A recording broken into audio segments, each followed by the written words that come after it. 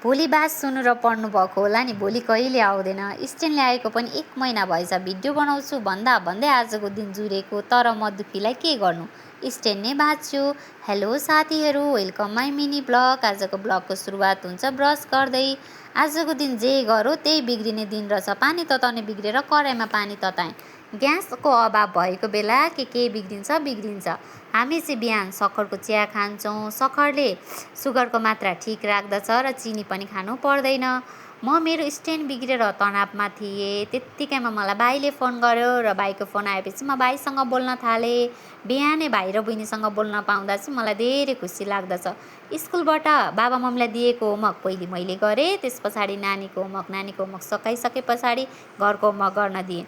खाने मुखलाई जुगाले छेक्दैन नि साथीहरू। मेरो आजको स्ट्यान्ड चाहिँ दालको बट्टा हुन पुग्यो। आज राजगढबाट ठुलो मम्मी आउँदै हुनुहुन्छ, त्यही भएर म छिटो खाना पकाउन थालेँ। दाल र फर्सीको मुन्टा पखालेर चामल भिजाएँ। दाल र फर्सीको मुन्टालाई पकाएर ओछ्यान मिलाउनतिर लागेँ। ओछ्यान मिलाउँछु भन्दै ठुलो मम्मी त्यतिखेर आइपुग्नु भएछ। ठुलो मम्मी आइपुग्नु भएको कारण ठुलो मम्मीसँग गफ गरेँ ओरेँ। त्यस पछाडि ठुलो मम्मीलाई चिया पकाएँ। नानीलाई खानेकुरा केही ल्याइदिएको छुइनँ भन्दै हुनुहुन्थ्यो, त्यही भएर नानीलाई पैसा दिनुभयो। नानी चाहिँ खुसी भएर आएर कुथ्रुकेमा हाल्यो। ठुलो मम्मीले गाउँबाट ल्याएको अर्ग्यानिक खानेकुरा देखेर स्ट्यान्ड बिग्रेको पनि बिर्सेँ। त्यतिकैमा बुढाले पनि ओछ्यान मिलाइसक्नु भएको रहेछ। नानीलाई चाहिँ जहिले एउटै खानेकुरा खान दियो भने चाहिँ नानीहरू खाँदैनन्, त्यही भएर नानीलाई आज मैले ओट्स पकाएँ। ओट्स पकाएर खाना दिइसके पछाडि चाहिँ नानीलाई बाबाले लुगाहरू लगाइदिन थाल्नुभयो। नानी चाहिँ लुगा लाउन धेरै बाबासँग हिँड्न धेरै रुचाउँछ, त्यही भएर उसलाई चाहिँ बाबा हुँदा बाबाले नै रेडी गर्नुहुन्छ।